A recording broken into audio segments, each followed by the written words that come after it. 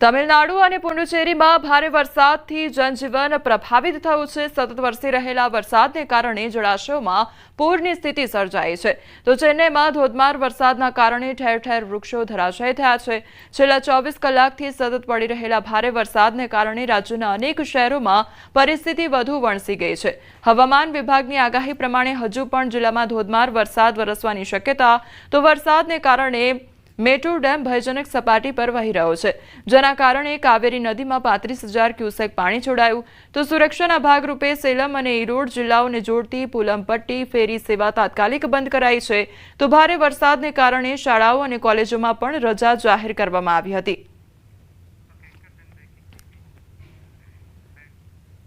આજે કેદારનાથ ધામના કપાટ બંધ થયા છે। હવે 6 મહિના સુધી ભક્તો દર્શન નહીં કરી શકે।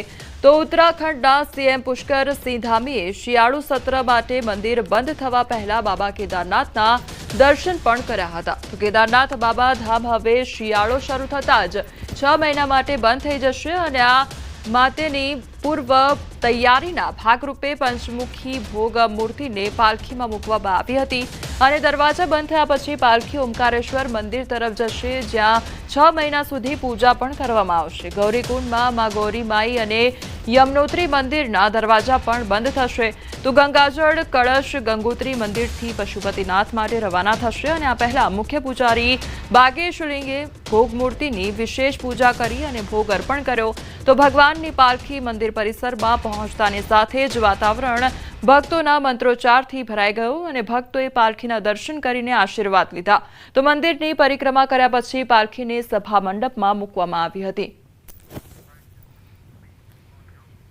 बाबा के दर्शन किए हैं, जबकि 3 महीने का कालखंड ऐसा रहा है कि पूरी तरह से आपदा रही है, बारिश रही है, भारी बारिश, लैंडस्लाइड हुआ, लेकिन बाबा की कृपा से 17.5 लाख से अधिक तीर्थयात्री बाबा के दर्शन करने आए हैं। और मैं चारों धामों की बात करूं तो बड़ी आपदा के बाद भी इस बार रिकॉर्ड संख्या में श्रद्धालुओं ने दर्शन किए हैं और 50 लाख श्रद्धालु अभी तक दर्शन कर चुके हैं।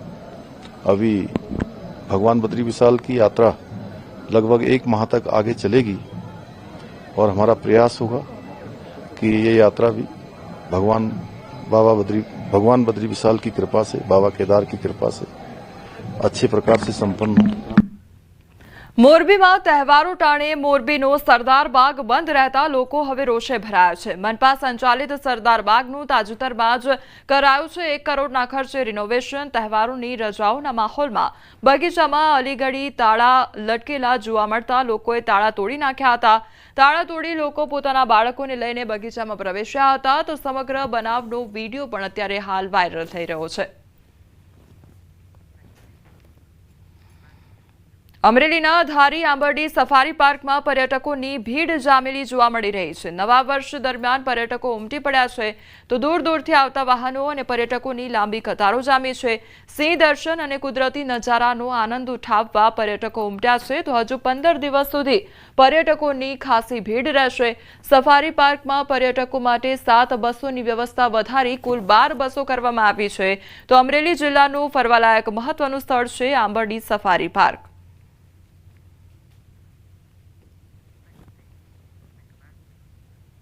નૂતન વર્ષ નિમિત્તે ગુરુ હરિશાસ્ત્રીજી મહારાજના જન્મસ્થાન આણંદના મહેડાવ ગામે આવેલ BAPS સ્વામિનારાયણ મંદિરમાં ભવ્ય અન્નકૂટ મહોત્સવ ઉજવાયો। ભગવાનને સુંદર કલાત્મક વાઘા અને ઘરેણાનો શણગાર પણ કરવામાં આવ્યો હતો।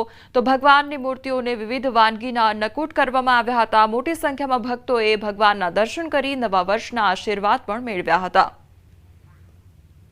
તો ભગવાનને અન્નકૂટ ધરાવવામાં આવ્યો હતો અને અન્નકૂટના દર્શન પણ ભક્તો દ્વારા કરવામાં આવ્યા હતા।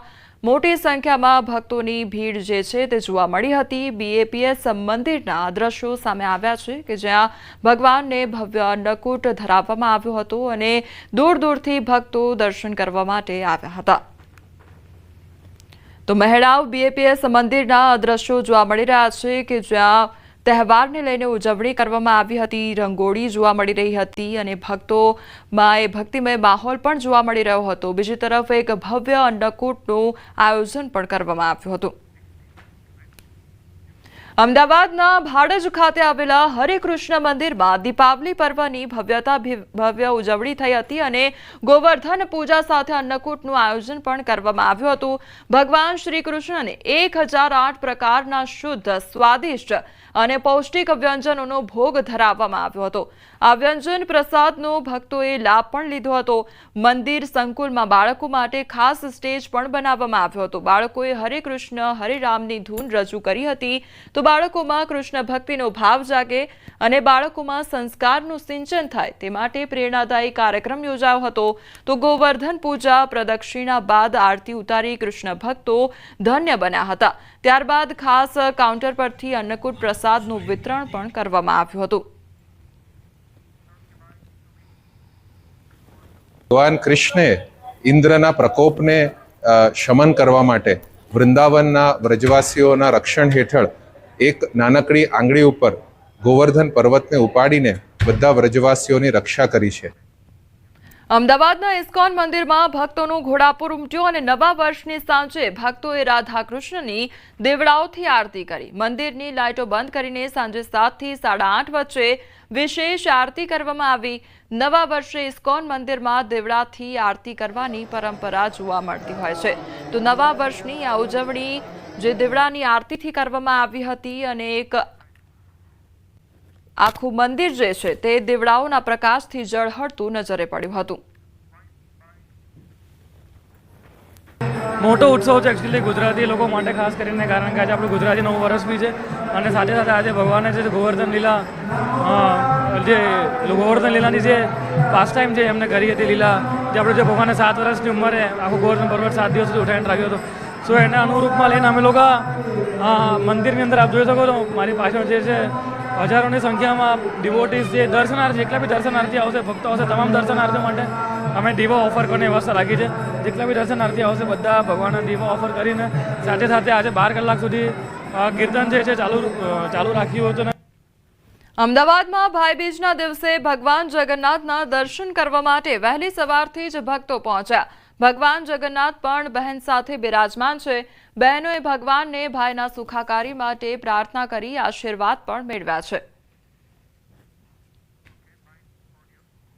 આજે ભાઈબીજનો તહેવાર છે અને ભાઈબીજના તહેવારે પણ લોકો છે, બહેનો છે, ખાસ કરીને ભગવાન જગન્નાથ પાસે પ્રાર્થના કરવા આવે છે કે પોતાના ભાઈઓનું રક્ષણ કરે, તેમને આરોગ્ય સારું આપે તેવી પ્રાર્થના સાથે આજે બહેનો છે તે ભગવાનના ચરણે દર્શન કરવા માટે આવી છે. સાથે જ ભગવાન જગન્નાથ છે તે પણ બહેન સુભદ્રાજી સાથે અહીં બિરાજમાન છે અને આ એક વિશેષ એવું મંદિર છે કે જ્યાં ભગવાન છે તે ખુદ પોતાની બહેન સાથે બિરાજમાન છે. આપ પણ બેન અહીં દર્શન કરવા માટે આવ્યા છો, ખાસ કરીને આજે ભાઈબીજનો તહેવાર છે, શું કહેશો?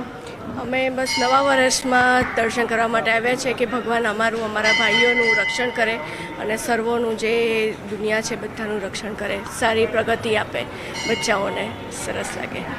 તો આજે પણ બહેન છે કે તેમના ભાઈ માટે આશીર્વાદ માંગ્યા છે ભગવાન પાસે અને વહેલી સવારથી જ ભક્તો છે તે અહીં દર્શન કરવા માટે આવી રહ્યા છે, ભગવાનના આશીર્વાદ લેવા માટે આવી રહ્યા છે. કેમેરામેન પંકજ મકવાણા સાથે Vibhu Patel, news 18 Gujarati, Ahmedabad. Statue of Unity ખાતે પ્રથમવાર દિવાળીનું પર્વ પ્રકાશ વર્ષ તરીકે ધામધૂમ